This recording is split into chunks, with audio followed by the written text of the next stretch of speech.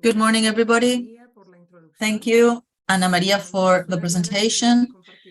For me, it's a great joy to participate today and to have been invited to be part and coordinate this event. What brings us together, history and the memory of the movement looking towards the future. And we have this initiative that was collected in the last study session, but some time ago tried to consolidate an interdisciplinary working group regarding the history and the movement. This initiative shows my position in this conversation. As Ana Maria said, I'm an anthropologist, I'm a historian. I've studied the history of the church and part of this history in Latin America. I am also part at the Miami community, and that is from where I will be the moderator of this conversation. I ask everybody to please mute your microphones so we don't have any interferences. Let's start then. So why is it important to talk about the history of the movement? The recovery of the memory, how can this provide and help us to strengthen the movement today and answer questions about the relevance of the church and even more about the society? What history do we want to write? How can we write history that includes many voices, all the voices that have built this movement? Therefore, how can we make history about an experience that brings us to our life today as Christians who are committed and which is cross-cutting to all our lives? How can that history inform this Christian commitment of the movement today in its two branches, students and intellectuals? And lastly, how can the history of the movement illuminate our understanding of the time, of the present time, and develop specific tools to work on the principles of the church? This is an inclusive church, a church that is committed with a preference to, as this is something we spoke before. We talk about social political orders, peripheries that express themselves individually and collectively and have a lot of social inequalities. Allow me now.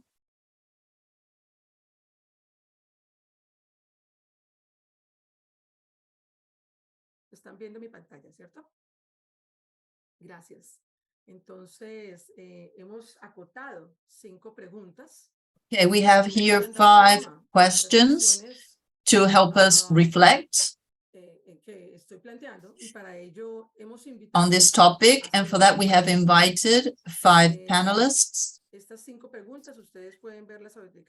You can see these questions on the screen.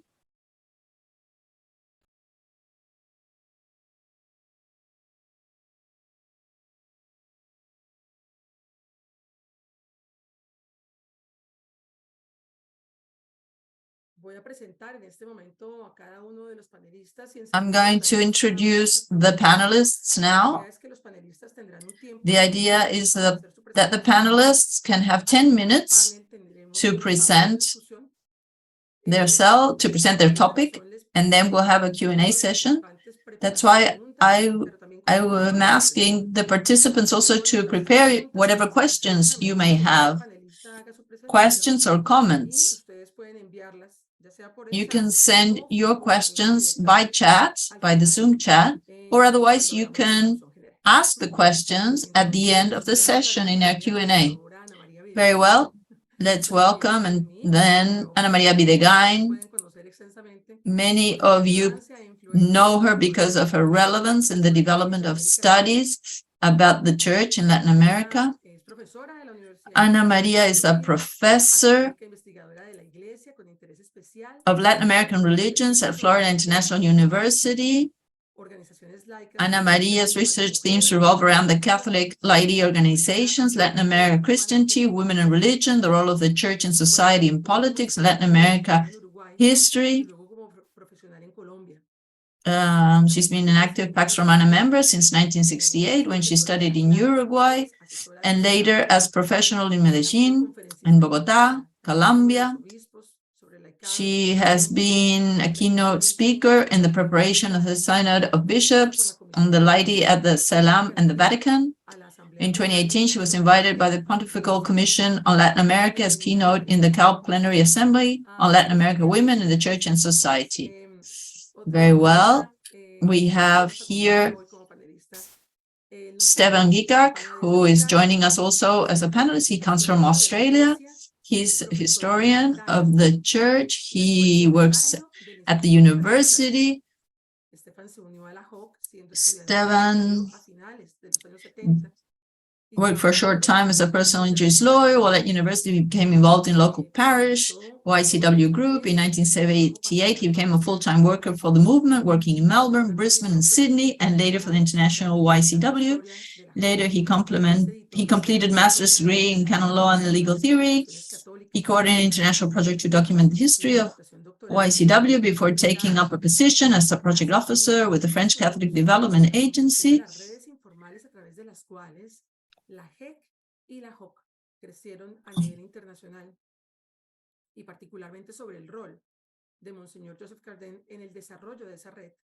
From 2012 to 2018, he worked on his PhD thesis on the role of Joseph Carhin at the Second Vatican Council, now published under the title, The Living in the Council. Welcome. Also, we're going to welcome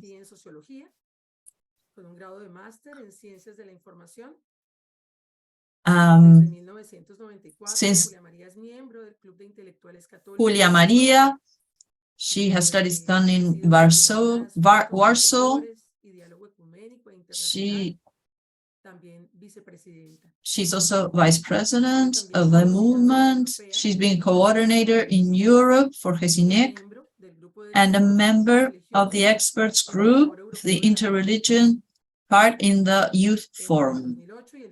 Between 2012 and 2018, she's been part of Pax Romana and founded the youth movement based on faith, where she was a member of the council and the board until the end of 2013. Welcome, Julia Maria. Antonio Sousa joins us from Portugal.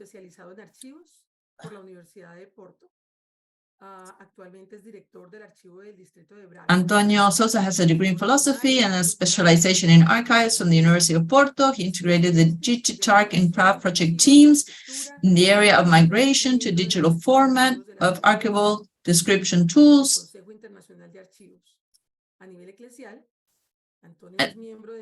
Antonio is the chair of the section of architectural records and a member of the section for archives of faith tradition of the National Council on Archives. Welcome, Antonio. We also have Victor Karunan, who has worked for over 16 years with UNICEF as regional advisor on participation and partnerships at UNICEF Regional Office in Bangkok, chief of adolescent development and participation in UNICEF headquarters in New York, and as a representative, deputy representative, and senior social policy specialist in UNICEF Malaysia. He was a regional development advisor for the Save the Children UK at the regional office for Southeast Asia and the Pacific in Bangkok.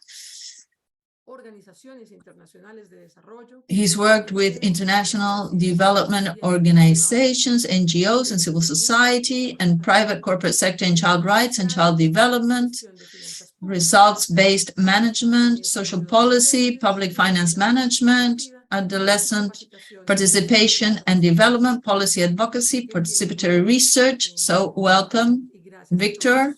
Thank you, everybody, for being with us today.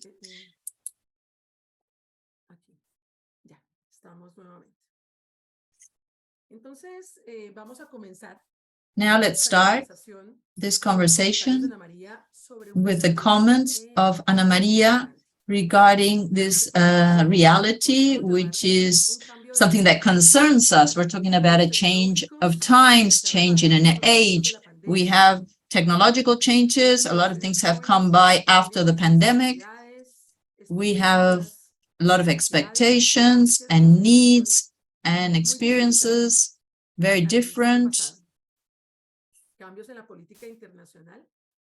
We have changes in El debilitamiento de la democracia a nivel mundial y una crisis climática sin precedentes.